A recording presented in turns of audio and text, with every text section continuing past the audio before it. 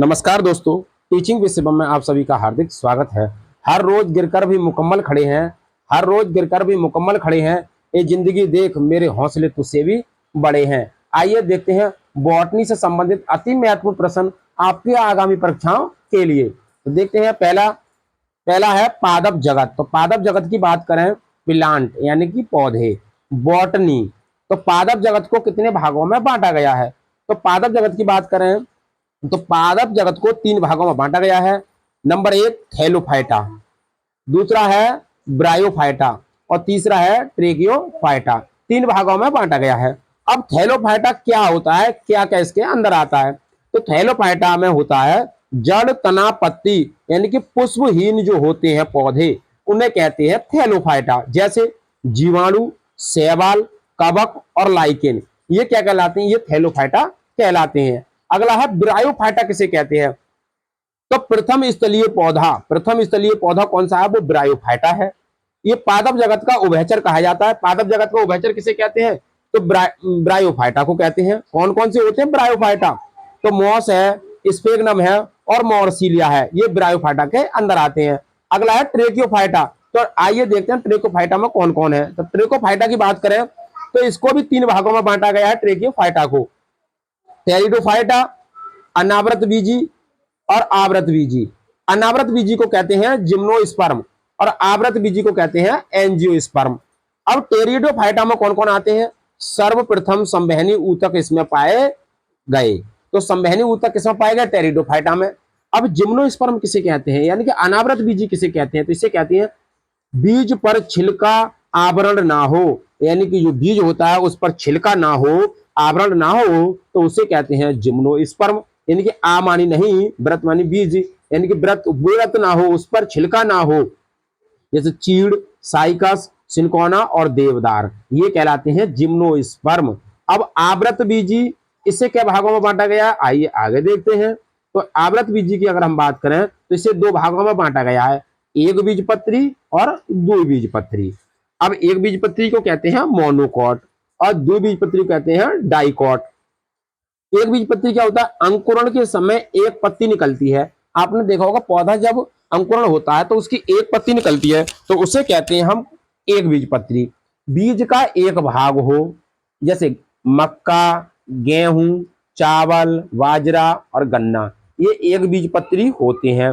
अगर ऐसे भी आप पहचान ना हो एक बीजपत्री की, तो पत्तियां जो होती है उनका जो सिरा विन्यास होता है वो कैसा होता है? समांतर होता है। अब हम बात करें द्विबीजपत्री की। अंकुरण के समय 2 पत्तियां निकलती हैं। बीज के 2 भाग होते हैं। जैसे दाल देखी आपने, तो दाल को अगर तोड़े, दाल को अगर फोड़े तो दाल के 2 भाग हो जाती हैं। मसूर की है, किसी की भी दाल हो, तो जैसे चना है, मटर है, मटर को देखा होगा आपने, तो उसको तोड़े तो 2 हो जाएंगे, उसके भाग 2 चोल हो जाएंगे, तो उसे कहते हैं द्विबीजपत्री। जैसे सरसों है, मूंगफली है, मूंगफली के 2 भाग हो जाती हैं। पत्तियों में जाले का सिरा विन्यास होता है, यानी कि द्विबीजपत्री की पत्तियां जो होती हैं वो जालिका के टाइप की होती हैं और एक बीजपत्री की होती हैं वो समांतर सिरा विन्यास। तो समझ पाए होंगे। आइए अगला देखते हैं। नेक्स्ट है जीवाणु। अब हम बात करें जीवाणु। जीवाणु मतलब बैक्टीरिया। तो इसका जो किंगडम होता है, क्या है किंगडम? तो इसको किंगडम जीवाणु का वो मोनेरा प्रोकैरियोटिक है। ये मोनेरा जगत का है, प्रोकैरियोटिक है। इसकी खोज किसने की थी? तो एंटी वॉन लीeuwenhoek ने खोज इसकी की थी। इसका नामकरण किसने किया था? तो एरेनबर्ग ने इसका नामकरण किया था। जीवाणु द्वारा किण्वन किया गया लुई पास्चर, ये फ्रांस के निवासी थे। 6 रोग के जीवाणु की खोज रॉबर्ट कोच ने की थी। आधुनिक जीवाणु विज्ञान का जनक रॉबर्ट कोच को कहा जाता है। जीवाणु विज्ञान के जनक कौन है? तो एंटी वॉन लीeuwenhoek है। एंटीसेप्टिक सिद्धांत किसने दिया था? तो जोसेफ लिस्टर ने दिया था। नेक्स्ट आगे देखते हैं जीवाणु के लक्षण। जीवाणु के लक्षण कौन कौन से होते हैं? तो अति सूक्ष्म एक कोशिकीय आदि जीव होते हैं जीवाणु। निवास इनका क्या होता है? सर्वव्यापी होते हैं। जल, थल, वायु, जीविता या मृत स्थानों पर पाए जाते हैं, यानी कि जीवित स्थानों पर भी, जल, थल, ये सभी जगह पाए जाते हैं। कौन? जीवाणु। बर्फ से लेकर 80 डिग्री सेल्सियस तक पाए जाते हैं जीवाणु। कोशिका भित्ति इनकी जो होती है जीवाणुओं की, वो किसकी बनी होती है? तो पेप्टिड और ग्लाइकॉन की बनी होती है, इसलिए पौधों में शामिल हैं। इनकी कोशिका भित्ति होती है, इसलिए तो जीवाणु को पौधों में शामिल किया गया है। इसे क्या, इसकी जो कोशिका भित्ति होती है वो पेप्टिडोग्लाइकॉन की बनी होती है, किसकी, जीवाणु की। पोषण इसका जो होता है वो कैसे होता है, तो परजीवी है, सहजीवी है और मृतोपजीवी इसका पोषण है। अनुपस्थित होता है इसमें तो लवक, माइटोकॉन्ड्रिया, गोल्गी का है, अंतःप्रदेवी जालिका यानी कि एंडोप्लाज्मिक रेटिकुलम अनुपस्थित होती है, इसमें नहीं होती है। ना तो इसमें जीवाणु में लवक होते हैं, ना माइटोकॉन्ड्रिया होती है, ना ही गोल्गी का होती है, और ना ही इसमें एंडोप्लाज्मिक रेटिकुलम अंतःप्रदेवी जालिका होती है। आइए नेक्स्ट अगला है, उपस्थित क्या क्या चीजें इसमें पाई जाती है, किसमें, जीवाणु में। तो जीवाणु में 70 एस प्रकार के राइबोसोम पाए जाते हैं, क्योंकि जो प्रोटीन का संश्लेषण करते हैं राइबोसोम। आकार इनका जो होता है वो लंबाई की अगर बात करें तो 2 से 5 माइक्रोन इसकी लंबाई होती है। प्रजनन इसका होता है वो अलैंगिक प्रजनन होता है, यानी कि बाइनरी फिजन। संयुग्मन होता है, रूपांतरण होता है, ट्रांसफॉर्मेशन होता है इसका। तो पूछे भाई जीवाणु में ट्रांसफॉर्मेशन होता है भाई। कंजुगेशन होता है, यानी कि पराक्रमण भी होता है। आइए नेक्स्ट अगला अगला है, जीवाणु का आकार कैसा होता है। तो जीवाणु का जो आकार होता है वो छड़ाकार होता है, यानी कि बेसिलस। तो बेसिलस जो होता है वो छड़ाकार होता है, इस टाइप का। जीवाणु का आकार गोलाकार भी होता है, इसे कहते हैं कोकस। कोकस तो गोलाकार होता है। माइक्रोकोकस यानी कि माइक्रोकोकस ये है। दूसरा है डिप्लोकोकस। माइक्रोकोकस को समझे, जब जीवाणु अलग अलग हो, यानी कि गोलाकार हो और कैसे हो, अलग अलग हो, जिसे कहते हैं माइक्रोकोकस। अगर जीवाणु क्या हो, डबल टाइप के हो, जुड़े हुए हो, तो इसे कहते हैं डिप्लोकोकस जीवाणु का आकार। अगला होता है स्टेप्टोकोकस, यानी कि जीवाणु क्या हो, सटे हुए हो, एक दूसरे से सटे हुए, इसे कहते हैं स्टेप्टोकोकस जीवाणु का आकार। नेक्स्ट अगला है ये जीवाणु के आकार, स्टेप्टोकोकस। अगला है टेटाकोकस, यानी कि चार हो, टेटा का मतलब चार हो, जीवाणु क्या हो, सटे हुए हो। अगला है पांचवा स्टेफाइलोकोकस, इसका मतलब इसमें कई सारे जीवाणुओं के आकार होते हैं और सटे हुए होते हैं एक दूसरे से, इसे कहते हैं स्टेफाइलोकोकस जीवाणु का आकार। नेक्स्ट अगला है जीवाणु कामा आकार का भी होता है, ये कामा जो होता है इस प्रकार का। जीवाणु का आकार सर्पिलाकार भी होता है, इस टाइप का जीवाणु का आकार सर्पिलाकार भी होता है। आइए नेक्स्ट अगला है जीवाणु के आर्थिक महत्व। अब जीवाणु के आर्थिक महत्व कौन कौन से होते हैं, कृषि के क्षेत्र में देखें तो ये नाइट्रोजन स्थिरीकरण में महत्वपूर्ण है। तो नाइट्रोजन स्थिरीकरण के लिए सबसे अनिवार्य एजोटोबैक्टर है और राइजोबियम और क्लास्ट्रिडियम है। अगला है नाइट्रीकरण, जीवाणु की बात करें तो नाइट्रोमोनास होता है और नाइट्रोकोकस होता है। अगला है अगर हम बात करें मृत पौधे व जंतुओं का सड़ना, मृत पौधे होते हैं और उन जंतुओं का सड़ना किसके कारण होता है, तो बेसिलस बेलगिरिस के जीवाणु के कारण होता है। हम बात करें दूध से डेयरी उद्योग की बात करें तो दूध से दही बनना किस जीवाणु के कारण होता है, तो लैक्टोबैसिलस लैक्टिसाई के कारण होता है, और बैक्टीरियम लैक्टिसाई, यानी कि बैक्टीरियम लैक्टिसाई और लैक्टोबैसिलस लैक्टिसाई के कारण होता है। आइए नेक्स्ट अगला है औद्योगिक महत्व क्या होती है, जीवाणु के औद्योगिक महत्व कौन कौन से होते हैं। सिरके का निर्माण जो होता है, सिरके का निर्माण तो एसिडोबैक्टर एसिडी के द्वारा होता है सिरके का निर्माण। रेशा में रेंटिंग किसके कारण होती है, तो क्लास्ट्रिडियम पैक्टोनोवोरम या क्लास्ट्रिडियम हेल्सिनियम के द्वारा होती है। अगला है नेक्स्ट औषधि निर्माण में जीवाणु का क्या महत्व है, तो स्टेप्टोमाइसिन, स्टेप्टोमाइसिस ग्रीसीज बनती है इससे। अगला है क्लोरोमाइसिन, तो इसमें होता है स्टेप्टोमाइसिस वेनेसुएली, टेरामाइसिन स्टेप्टोमाइसिस रेमोसम। मानव आंत में सहजीवी जीवाणु होता है, इसे कहते हैं एस्चुरिकिया कोलाई, यानी कि एस्चुरी कोलाई। अगला है नेक्स्ट जीवाणु से हानियां।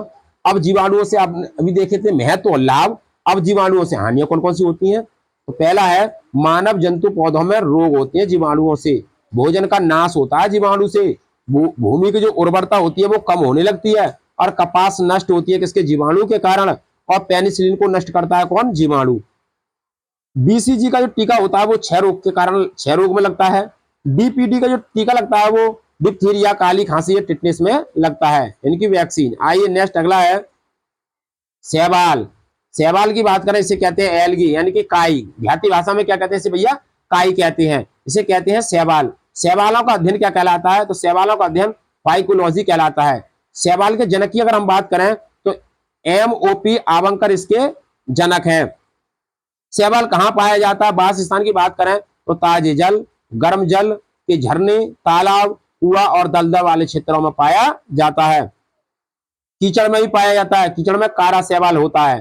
पानी में तैरने वाले कौन से होते हैं, तो डाइटम बाल वाक्स होता है। पौधों की टहनियों पर कौन सा शैवाल होता है? तो ऊडोगोनिया शैवाल होता है। कछुआ की पीठ पर कौन सा शैवाल होता है? तो प्रोटोडर्मा होता है कछुआ की पीठ पर। कॉफी की पत्ती पर होता है सी फेल्यूरस। सी फेल्यूरस किसकी पत्ती पर होता है? तो कॉफी की पत्ती पर होता है। नेक्स्ट अगला है, मनुष्य और अन्य जंतुओं की आंत पर कौन सा होता है? तो ये होता है जी साइमनोसीलिया ऑसिलेटोरिया। अगला है, समुद्र में कौन सा शैवाल होता है? तो सार्गेसम, ग्रेसिलेरिया या जेलिडियम। बर्फ पर हरे रंग का कारण क्या होता है? रेफिडोनिया क्लेमेडोमोनास होता है शैवाल। लाल सागर में लाल रंग किसके कारण होता है? तो ट्राइकोडिसियम इरिथ्रियम क्या होता है? शैवाल होता है। भूरा शैवाल क्या होता है? भूरा शैवाल टिंचर आयोडीन होता है, यानी कि नमक होता है भूरा शैवाल, जो समुद्रों में पाया जाता है। आइए नेक्स्ट अगला है, शैवालों की विशेषताएं क्या हैं? तो ये पर्णहरिम युक्त होते हैं, संवहन ऊतक रहित होते हैं, ये स्वपोषी होते हैं, कोशिका भित्ति इनकी बनी होती है सेल्यूलोज की। तो शैवाल की कोशिका भित्ति किसकी बनी होती है? सेल्यूलोज की बनी होती है। इनका जो संचित भोजन है वो क्या है? स्टार्च है। आइए नेक्स्ट अगला है, आर्थिक महत्व शैवाल के। आर्थिक महत्व भोजन के रूप में बात करें तो शैवाल खाया भी जाता है। तो कौन सा खाया जाता है? कॉन्ड्रस। आयरिस अंगूर भी कहते हैं इसे, जिस चॉकलेट बनाने में काम आता है इस शैवाल का, कॉन्ड्रस वाले का, ये आयरिस अंगूर भी कहा जाता है इसे। अल्वा नॉस्टॉक भी खाने के काम आता है, इसे सलाद के रूप में खाया जाता है अल्वा नॉस्टॉक शैवाल को। अगला है फ्यूकस लेमिनोरिया शैवाल, ये पशुओं का चारा होता है। अगला है रोडोमेरिया, ये तंबाकू में खाया जाता है स्कॉटलैंड में। कहां पर? स्कॉटलैंड में।